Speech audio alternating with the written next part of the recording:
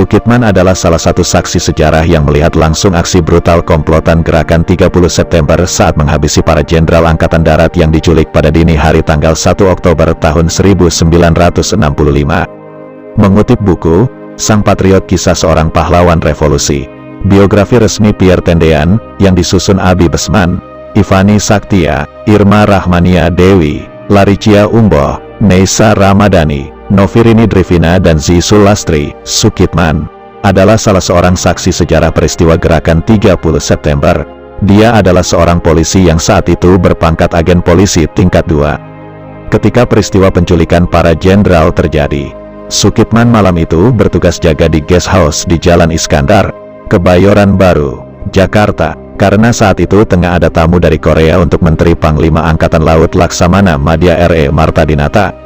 Menurut Sukitman, sebagaimana dituliskan kembali dari hasil wawancara harian Sinar Harapan, tanggal 29 September tahun 1972, sekitar pukul 4 dini hari, dirinya yang saat itu baru berusia 22 tahun mendengar serentetan tembakan tidak jauh dari tempat penjagaan.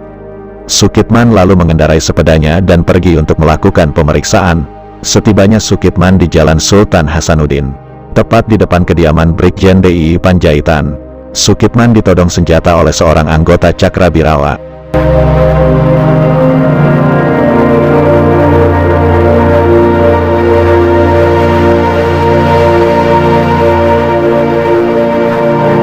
Sukitman melihat banyak lagi anggota tentara yang memakai baret hijau dan helm loreng, dan di baju sebelah kanannya ada tanda pita merah putih dan di leher ada serupa kacu berwarna kuning.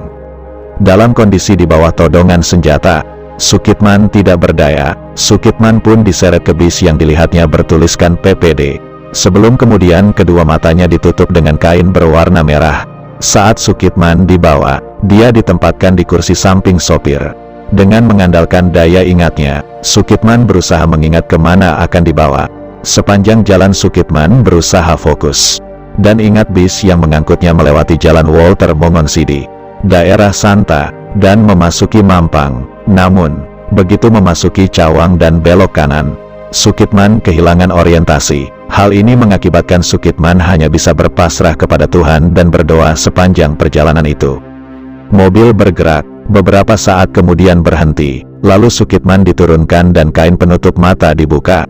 Bis ternyata berhenti di salah satu tempat perkebunan karet, tetapi Sukitman tidak tahu tepatnya di mana. Sewaktu diturunkan, Sukitman mendengar kata-kata, "Yani wis dipateni." Apa yang dimaksud kata-kata itu Sukitman tidak mengerti.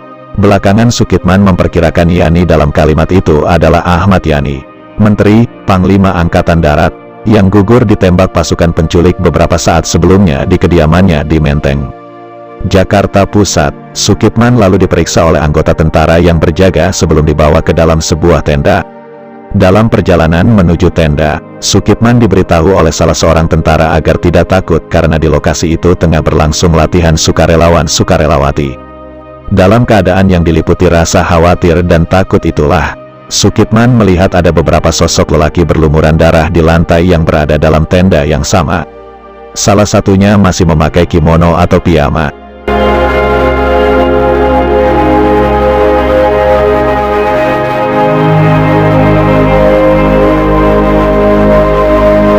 Sukitman juga melihat beberapa orang yang duduk, satu dengan pakaian seragam bintang 2 di bahu dan yang lain berpakaian preman. Wajah mereka sudah rusak menurut penglihatannya pagi itu. Saat itu Sukitman masih belum tahu siapakah orang-orang itu. Sukitman diperiksa lagi oleh seorang tentara berseragam Cakrabirawa dan tertera pangkat dan namanya Letnan Kolonel Untung. Sukitman kemudian diserahkan kepada anggota Cakrabirawa lainnya dan kali ini ditahan di depan sebuah rumah yang terletak agak jauh dari tempat pertama atau tenda itu.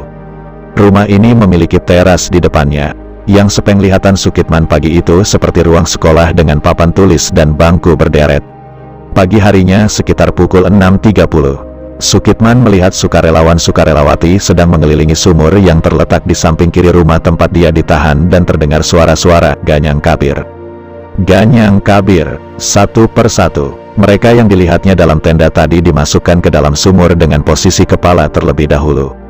Kemudian serentetan tembakan diarahkan ke dalam sumur itu. Sukitman juga melihat seorang laki-laki dengan mata tertutup digiring ke sumur maut itu. Orang yang digiring itu gemuk pendek, berseragam, dan berbintang dasar kuning emas dengan lambang Garuda. Menurut buku, Sang Patriot Kisah Seorang Pahlawan Revolusi, biografi resmi Pierre Tendean, melihat dari pakaian saat penculikan, kemungkinan Sukitman melihat Maijen Siswondo Parman di detik-detik akhir sebelum dibunuh. Jenderal ini, menurut Sukitman, sempat dilepaskan tutup mata dan ikatan tangannya. Namun, dengan ancaman todongan senjata serta intimidasi, Parman dipaksa untuk menandatangani sesuatu.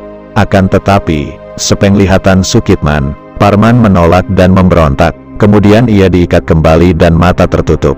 Parman pun akhirnya dijebloskan hidup-hidup dengan kepala ke bawah ke dalam sumur oleh tentara dan sukarelawan. Kemudian disusul dengan serentetan tembakan oleh seorang anggota AURI berpangkat garis-garis bengkok putih di pundaknya. Sukitman masih menyaksikan satu orang tawanan lagi, yang duduk di bangku panjang depan rumah. Diperlakukan kurang lebih sama seperti jenderal berbintang 2 itu. Melihat situasi ini, menitiklah air mata Sukitman dan timbul perasaan takut. Mungkin ia akan mengalami nasib serupa.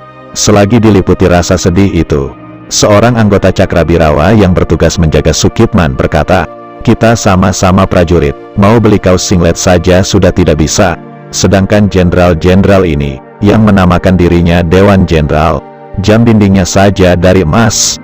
Mereka akan melakukan kudeta terhadap Presiden Soekarno pada tanggal 5 Oktober tahun 1965 dan Cakrabirawa adalah pelindung Presiden.